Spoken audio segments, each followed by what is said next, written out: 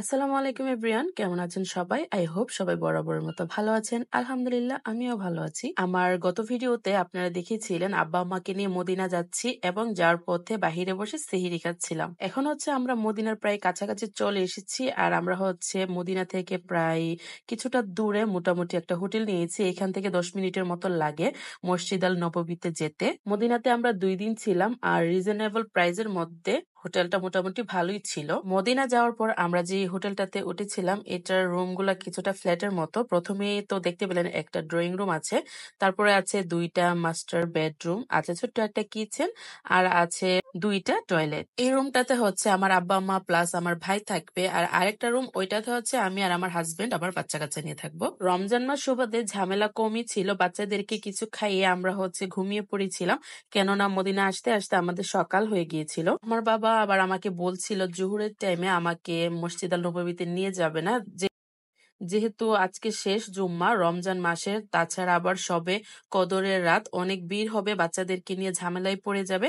তার জন্য আমাকে বলেছে জোহরের নামাজটা যাতে আমি হোটেলে আদায় করি, শুধু আমার আব্বা আম্মাকে নিয়ে রাহমার বাবা মসজিদ আল নববীতে যাবে। তো এদিকে দেখতে পাচ্ছেন আমার দেবর এসেছে আমাদের সাথে দেখা করার জন্য। ও হচ্ছে মদিনাতেই থাকে, শত ব্যস্ততার মাঝেও কিছুটা সময় বের করে সে তার ভাতিজিদের সাথে দেখা করতে এসেছে। তো তাকে আমার ভিডিওর মাধ্যমে ধন্যবাদ জানিয়ে দিই, যেহেতু সে আমার ভিডিওটা দেখবে আমি জানি। এখন আমরা চলে এসেছি মসজিদ আল কুবাতে। মসজিদ আল কুবাতে হচ্ছে আমরা এশারের নামাজ আদায় করব। মসজিদ আল কুবা এটি হচ্ছে ইসলামের প্রথম মসজিদ। হিজরতের পর মহানবী হযরত মুহাম্মদ সাল্লাল্লাহু আলাইহি সাল্লাম এই মসজিদের ভিত্তি স্থাপন করেছিলেন। ফজিলত ও মর্যাদার দিক থেকে মসজিদে কুবার স্থান হচ্ছে চতুর্থ। মক্কার মসজিদে হারাম, মদিনার মসজিদে নববী এবং জেরুজালেমের মসজিদ আকসার পরই মসজিদে কুবার স্থান। মদিনায় হযরত মুহাম্মদ সাল্লাল্লাহু আলাইহি সাল্লাম 10 বছর কাটিয়েছিলেন। এ সময় হযরত মুহাম্মদ সাল্লাল্লাহু আলাইহি সাল্লাম পায়ে হেঁটে অথবা উট কিংবা ঘোড়ায় আরোহণ করে কুবা মসজিদে যেতেন। এরপর তিনি সেখানে 2 রাকাত নামাজ আদায় করতেন।